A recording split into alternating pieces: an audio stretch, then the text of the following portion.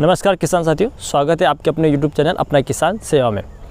किसान साथियों, आज के इस भाग में हम बात करेंगे कि जब अफीम की फसल में घुली या बोलूँ कि फूल वाली अवस्था होती है, हमें इस अवस्था पे किन किन बातों का ध्यान रखना है और साथ ही में हमें किन पोषक तत्वों का इस अवस्था पे उपयोग करना है ताकि अधिक से अधिक फूल बने, फल अच्छे से बने और फसल अपने अच्छे से वृद्धि विकास कर सके इस अवस्था पे।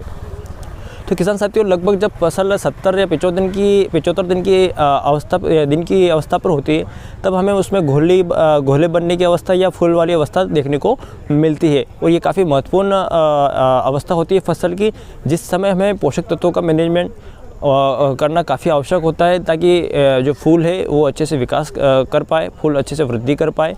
फूल अच्छे से विकास वृद्धि करेंगे तो फल भी अच्छे से बन पाएंगे। साथ में कई किसान साथियों को ये सवाल रहता है कि हमें इस अवस्था में किन खादों का यानी किन पोषक तत्वों का उपयोग करना है ताकि फसल में अधिक अधिक फुटाव आवे, अधिक अधिक फूल बने। तो हमें इस बारे में भी हम चर्चा करेंगे।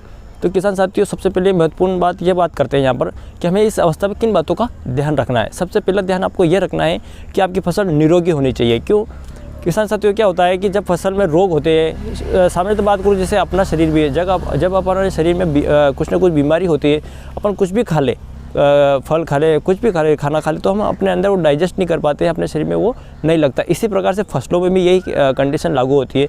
जब फसल बीमार होती है, फसल में रोग लगे होते हैं, कीट लगे होते हैं, तो वो अपना वृद्धि विकास अच्छे से नहीं कर पाते। आप कितनी प्रकार के खाद दवा का यूज़ कर ले, वो अच्छे से अपनी ग्रोथ नहीं कर पाएगी। तो आपको इस अवस्था में फसल को निरोगी रखना है। निरोगी रखना यानी उसमें उपयुक्त फफूंदीनाशक कीटनाशक का आपको स्प्रे करना है ताकि फसल में किसी प्रकार के रोग वाली समस्या देखने को ना मिले। अगर रोग नहीं होगा तो फसल अपनी अच्छी वृद्धि विकास करेगी। तो सबसे पहली बात अपन को ये ध्यान रखना है कि फसल को निरोगी रखना है। इस स्टेज में फूल वाली यानी घोल वाली अवस्था में हमें फसल को निरोगी रखना है।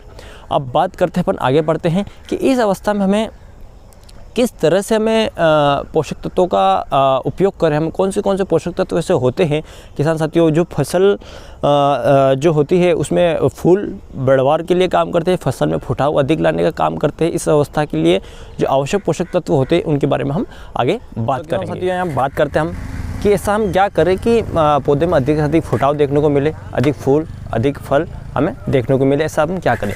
तो किसान साथियों, ऐसे कुछ पोषक तत्व होते हैं या कहूँ में खाद होते हैं जो इस अवस्था में महत्वपूर्ण भूमिका अदा करते हैं। उन पोषक तत्वों का उपयोग अगर अफीम की फसल में अगर हम फूल या घोली वाली अवस्था पर उनका उपयोग करते हैं तो हमें अधिक से अधिक फुटाव देखने को मिलेगा, उनमें फूल अधिक देखने को मिलेंगे। तो हम यहाँ पर क्या करेंगे, जो आवश्यक पोषक तत्व जिनकी हम बात कर रहे हैं, जो हमें फूल वाली अवस्था पर हमें उपयोग करना है, उनके लिए अपन दो कंडीशन बनाएंगे किसान साथियों। उसमें जिसमें हम एक रखेंगे कंडीशन ए और कंडीशन बी। इन दो कंडीशनों पे हम बात करेंगे और पोषक तत्व को अपन किस तरह से उपयोग करना है वो जो है उस कंडीशन में अप्लाई होगा। तो हमें दो कंडीशन बनानी है। कौन सी? कंडीशन ए और कंडीशन बी। दोनों में अलग अलग बातें हम करेंगे कि किस तरह से आप उपयोग इन पोषक तत्वों का करते हैं। सबसे पहले हम यहाँ बात कर लेते हैं कि कौन से ऐसे पोषक तत्व होते हैं जिनका उपयोग हमें इस अवस्था पे हमें करना चाहिए। तो कुछ पोषक तत्व महत्वपूर्ण होते हैं जो इस फूल वाली अवस्था होती है फसल में, उसमें काफ़ी महत्वपूर्ण भूमिका अदा करते हैं। जिनमें सबसे पहले हम बात करते हैं जो पोषक तत्व आते हैं, जिसमें आता है phosphorus, potash, boron, calcium, magnesium, iron, zinc. ये 7 पोषक तत्व किसान साथियों, अगर इन 7 पोषक तत्वों की पूर्ति आप इस अवस्था पर फसल में करते हैं तो आपकी फसल में जो है फूल अधिक बनेंगे, फूल अच्छे से विकास करेंगे, आपकी फसल में फुटाव आपको देखने को मिलेगा। तो किसान साथियों, हमने बात कर ली कि हमें कौन से पोषक तत्व की पूर्ति हमें बनाए रखना है। हमने बात ये करी कि कौन से पोषक तत्व की पूर्ति हमें करना, पर हमने अब बात करेंगे इनको उपयोग कैसे करना है। क्योंकि इनमें जो हमने 7 पोषक तत्वों की बात करी, फास्फोरस, पोटाश, यहाँ पर calcium, boron, iron, zinc, magnesium, इनके में कुछ ऐसे पोषक तत्व है जिनको आपस में मिलाकर हम उपयोग नहीं कर सकते। तो इनको उपयोग का जो तरीका होगा वो अलग अलग होगा, जिसके लिए हमने कंडीशन ए और कंडीशन बी बनाई है। तो हमने ये जाना कि कौन कौन से पोषक तत्व होते हैं जो जिनकी पूर्ति हमें इस फूल वाली अवस्था पे बनाए रखना है। अगर आप इन 7 पोषक तत्वों की पूर्ति इस अवस्था पे बनाए के रखेंगे तो आपकी फसल अच्छे से ग्रोथ करेगी इस स्टेज पे, यानी फूल वाली अवस्था अच्छे से बनी रहेगी। आपकी फसल में फूल अच्छे से बनेंगे, फसल में फुटाव आपको देखने को मिलेगा।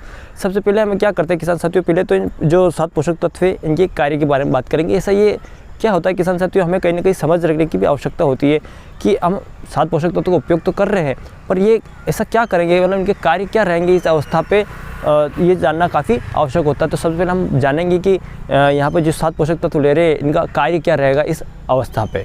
तो किसान साथियों, सबसे पहले हम जानते हैं कि जो 7 पोषक तत्व है, phosphorus, potash, magnesium, zinc, iron, boron और इस तरह के जो पोषक तत्व है, 7 पोषक तत्व है, इनके कार्य क्या होंगे इस अवस्था पे फसल में, जो फूल वाली जो घोली अवस्था होती है, फूल वाली यानी घोली अवस्था होती है, इसमें इनका कार्य क्या होगा। सबसे पहले बात करते हैं फास्फोरस के बारे में। फास्फोरस क्या करता है, फास्फोरस जड़ों के विकास में महत्वपूर्ण भूमिका निभाता है, साथ में ऊर्जा का मुख्य स्रोत होता है पौधों के अंदर। किसान साथियों, जब पौधे में ऊर्जा बनी रहेगी तो ऊर्जा का उपयोग जो होगा वो क्या करेगा, पौधा अपनी फूल और फल विकास में उपयोग में लेगा। तो फास्फोरस का ये काम हुआ। पोटास का काम क्या होता है, पोटास जो है पौधे में रोग प्रतिरोधक क्षमता बढ़ाने का काम करता है, साथ में ये फूल और फलों के आकार और रंग को इम्प्रूव करता है, यानी बढ़ाने का काम करेगा। तो यहाँ बात करिए। तीसरा आता है सर कैल्शियम। कैल्शियम क्या करता है, सेल वॉल डेवलपमेंट में हेल्प करता है। सेल वॉल जो होती है, जब फूल बनेगा, फूल के साथ जब फल बनेंगे तो फल बनते समय क्या करेगा, सेल वॉल को मजबूत देना, यानी कोशिकाओं की जो दीवार होगी उसको मजबूत बनेगा। मजबूत बनने से क्या होगा, फूल मजबूत बनेगा तो आपकी क्वालिटी में इम्प्रूवमेंट होगा। बोरान काफ़ी महत्वपूर्ण पोषक तत्व तो है। बोरान क्या करता है किसान साथियों, सेल वॉल भी, ये भी सेल वॉल बनाने में मदद करता है। साथ में क्या करता है, पोलन, जो फूल के अंदर पोलन होता है जिसके थ्रू फल बनता है, उस पोलन ग्रेन के जर्मिनेशन में ये हेल्प करेगा। इस प्रकार फिर मैग्नीशियम की बात कर लेते हैं। मैग्नीशियम क्या करता है, पौधे के क्लोरोफिल का मुख्य अंग होता है। क्लोरोफिल जो पौधे में हरेपन का कारण बनता है, इस अवस्था में आपके पौधे में हरापन बनाए रखने का मैग्नीशियम करेगा। और बात करते हैं जिंक। जिंक कई सारे एंजाइम का निर्माण में काम करता है, जो जैव रासायनिक प्रक्रिया में मदद करेगा पौधे के अंदर। तो इस तरह से किसान साथियों हमने जाना कि क्या क्या इनके काम रहेंगे इस अवस्था में, जिनकी पूर्ति हम बना के रखेंगे तो फूल वाली अवस्था अच्छे से विकास कर पाएगी, अधिक फूल, अधिक ब्रांचेस अपन को देखने को मिलेगी। तो किसान साथियों हमने बात करी यहाँ पर 7 पोषक तत्व जिनकी पूर्ति हम इस अवस्था में बना के रखेंगे, उनकी क्या क्या कार्य होंगे। तो अब आगे बढ़ेंगे अपन, जहाँ हमने शुरू में बात करी कि हमें 2 कंडीशन लेके चलनी है, कंडीशन ए, कंडीशन बी। कंडीशन ए में हम क्या करेंगे और कंडीशन बी में क्या करना है, इसके बारे में हम डिटेल में यानी विस्तार में बात करते हैं। किसान साथियों, हम यहाँ बात करेंगे विस्तार में कंडीशन ए, कि कंडीशन ए में आपको क्या करना है। किसान साथियों, सबसे पहले आपको क्या करना है, आपकी खेत पे जाना है, आपकी जो अफीम का प्लॉट है उस पे जाना है और वहाँ पर देखना है कि आपके पौधे एक समान वृद्धि कर रहे हैं या सिर्फ पौधे ऊपर की ओर बढ़ रहे हैं। यानी आप देखेंगे कि सिर्फ पौधे हैं ऊपर की ओर बढ़ रहे हैं, साइड में उनकी किसी प्रकार की ग्रोथ आपको देखने को नहीं मिल रही, ब्रांचेस आपको देखने को नहीं मिल रही, कई फूल है, कई फूल अच्छे से नहीं बन पा रहे, घोले कम बन रहे। अगर इस तरह की आपको देखने को मिलती है, इस तरह की कंडीशन तो आपके खेत में नहीं है। अगर पौधे समान तरह से वृद्धि कर रहे हैं, यानी कि उनकी जो पौधे हैं ऊपरी वृद्धि भी कर रहे हैं, साथ साथ में उसकी साइड की वृद्धि, यानी कि ब्रांचेस भी अच्छे से निकल रही, फूल भी अच्छे से निकल रहे, तो आपको कंडीशन ए कब अप्लाई करना है, जब आपके खेत में आप जाते हैं और फसल एक समान वृद्धि कर रही है, यानी उसमें ब्रांचेस भी अच्छे निकल रही, फसल ऊपर भी वृद्धि कर रही, फूल भी अधिक मात्रा में है, तब आपको कंडीशन ए का उपयोग आपके खेत में करना है। कंडीशन ए में उपयोग करने के लिए आपने 7 पोषक तत्वों के बारे में बात करी थी कि क्या क्या बात करी थी, कि फास्फोरस है, पोटाश है, कैल्शियम है, बोरॉन है, आयरन है, जिंक है, मैग्नीशियम है। तो अब इन पोषक तत्वों की पूर्ति करने के लिए किन किन खादों का उपयोग करना है इसके बारे में आपको बता देता हूं।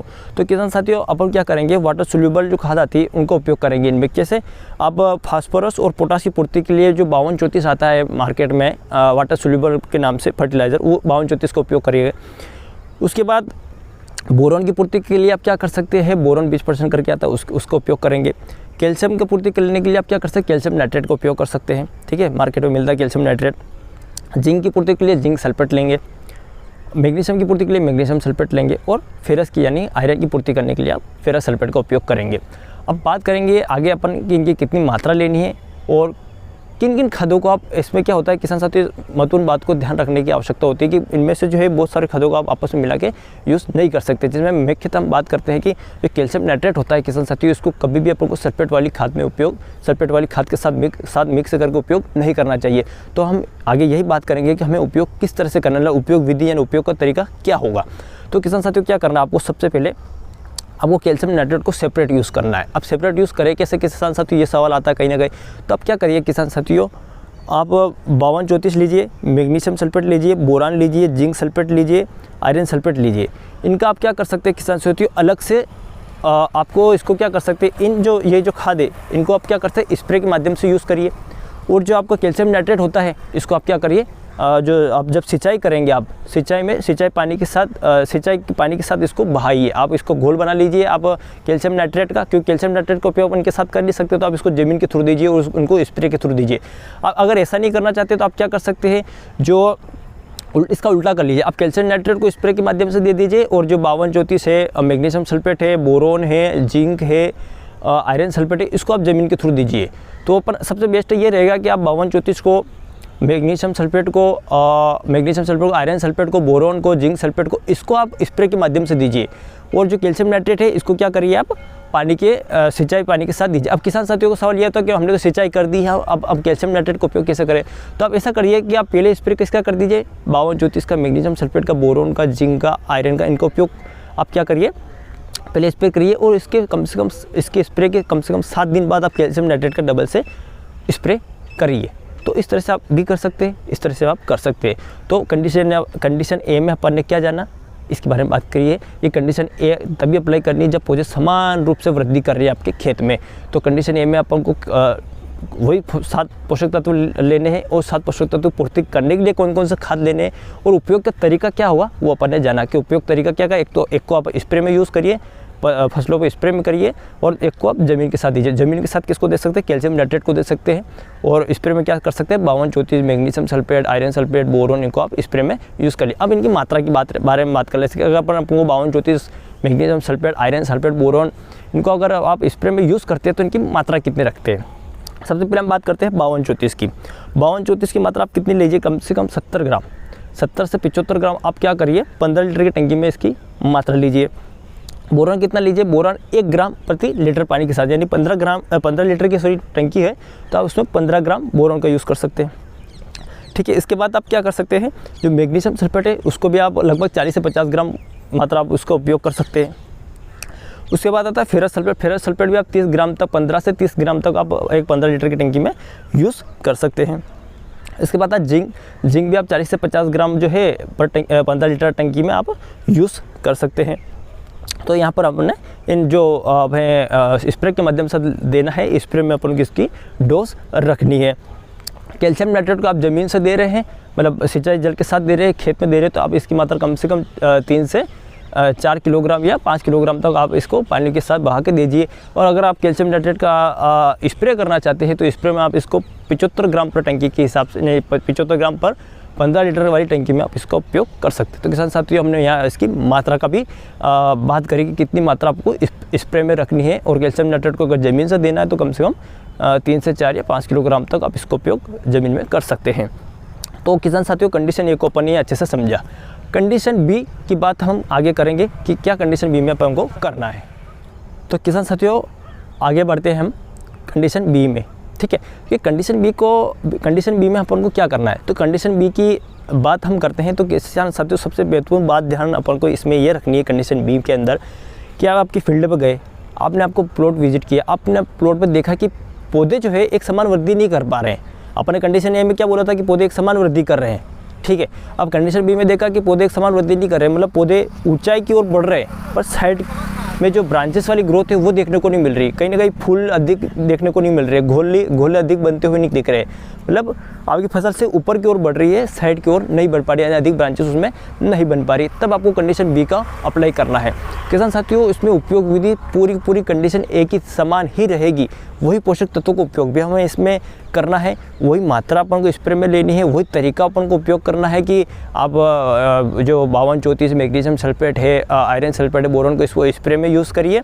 और कैल्शियम नाइट्रेट को आप ज़मीन के साथ, सिंचाई जल के साथ उपयोग कर सकते हैं, या पहले 5234 मैग्नीशियम सल्फेट का स्प्रे कर लिए और 7 दिन बाद आप कैल्शियम नाइट्रेट का स्प्रे करिए। पर एक महत्वपूर्ण चीज़ इसमें ऐड होगी, वो ऐड क्या होगी इसके बारे में हम बात करते हैं। किसान साथियों, क्या होता है कि जब आपकी फसल से ऊपर की ओर ग्रोथ कर रही है और साइड में ग्रोथ नहीं कर पा रही तो कहीं ना कहीं फसल में क्या होगा, अधिक ब्रांचेस नहीं निकल पाएगी, अधिक ब्रांचेस नहीं निकल पाएगी और जो एनर्जी है वो फूल बनने में या फल बनने में नहीं लगेगी, वो बस ऊपर की ओर ग्रोथ करने में लगेगी। तो इसको, ये ऊपर वाली ग्रोथ है उसको रोकना अपने लिए काफ़ी महत्वपूर्ण हो जाता है।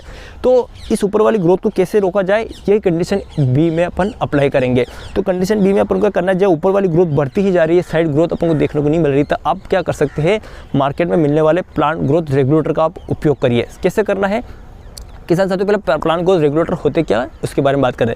ये प्लांट ग्रोथ रेगुलेटर क्या करते हैं, आपकी फसल जो है जब ऊपर की ओर वृद्धि करती है, क्या किसान साथियों आपकी फसल के पौधे में क्या होता है, जिब्रेलिक होता है। जिब्रेलिक एक हार्मोन है एक तरह का, ये करता है फसल की ऊपरी ग्रोथ को बढ़ावा देता है। तो ये प्लांट ग्रोथ रेगुलेटर क्या करता है किसान साथियों, ये ऊपरी जो जिब्रेलिक होता है, जिब्रेलिक एसिड जिसे हम बोलते हैं, उसको रोक देता है, उसके प्रभाव को, उसकी कार्य करने की गति को वो रोक देता है। और जब वो रुक जाएगा फसल ऊपर की ओर वृद्धि नहीं करेगी। जब ऊपर की वृद्धि रुक जाएगी तो क्या करेंगे, जब आप पोषक तत्व का उपयोग करेंगे, वो पोषक तत्व उपयोग करेंगे, वो फसल कहाँ उपयोग करने लग जाएगी, साइड ब्रांचेस बनाने में, क्योंकि ऊपर की ग्रोथ रुक गई, आपने प्लांट ग्रोथ रेगुलेटर का यूज़ कर लिया है। तो प्लांट ग्रोथ रेगुलेटर ये काम करता है। अब प्लांट ग्रोथ रेगुलेटर में आते कौन कौन से हैं उसके बारे में हम बातों के साथ साथ प्लांट ग्रोथ रेगुलेटर में कौन कौन से आते हैं। एक तो होता है पेक्लोबुटाजोल आता है, ठीक है।